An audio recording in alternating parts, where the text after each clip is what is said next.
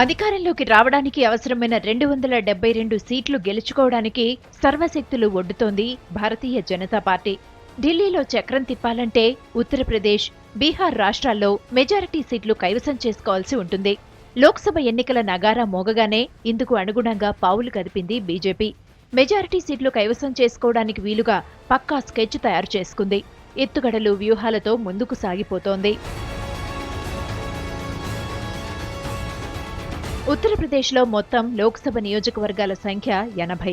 వీటిలో కనీసం 40కి పైగా సీట్లు గెలుచుకోవాలని డిసైడ్ అయింది కమలం పార్టీ. ఇందుకు అనుగుణంగా అమిత్ షా వ్యూహరచన చేశారు. పట్టుబట్టి మరీ వారణాసిలో నరేంద్ర మోడీని పోటీకి నిలబెట్టారు.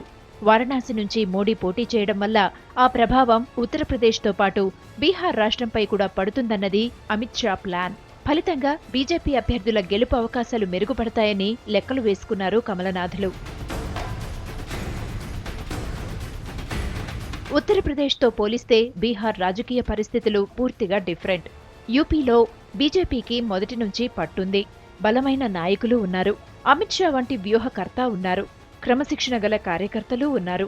బీహార్లో బీజేపీకి అలాంటి పరిస్థితి లేదు. బీహార్లో మొత్తం లోక్సభ సెగ్మెంట్ల సంఖ్య 40. వీటిలో కనీసం 25 సీట్లు గెలుచుకోవాలని డిసైడ్ అయింది బీజేపీ. బీహార్ పూర్తిగా కులాల వారీగా చీలిపోయిన రాష్ట్రం.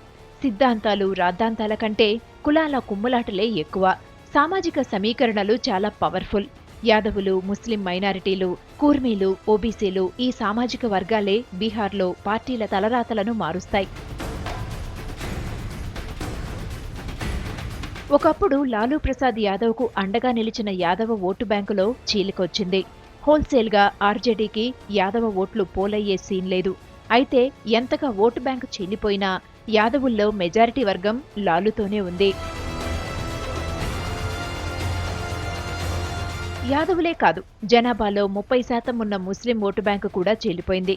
నిన్న మొన్నటి వరకు ముస్లిం ఓటు బ్యాంక్ హోల్సేల్గా తనదేనని ఫీలయ్యేవారు లాలూ. అయితే ఇప్పుడు రూట్ లెవెల్లో పరిస్థితులు మారిపోయాయి.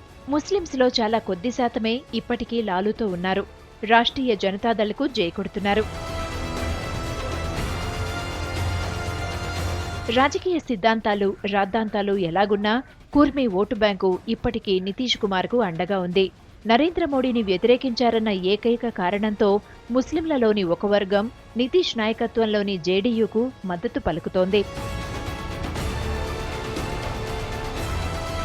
ఇలా గెలుపోటములను ప్రభావితం చేసే సామాజిక వర్గాలను అటు లాలూ, ఇటు నితీష్ కుమార్ పంచుకోవడంతో ఇక లాభం లేదనుకుని మతాన్నే నమ్ముకుంది బీజేపీ.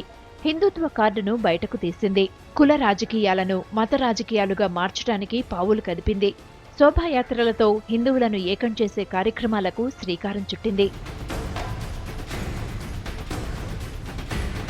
మొత్తం మీద అటు ఉత్తరప్రదేశ్, ఇటు బీహార్ రాష్ట్రాల్లో పక్కా స్కెచ్తో ముందుకు సాగిపోతోంది బీజేపీ.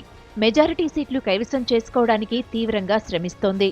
నరేంద్ర మోడీ లక్ష్యమైన మిషన్ 272 ప్లాన్ను సక్సెస్ చేయడానికి చెమటోడుస్తోంది.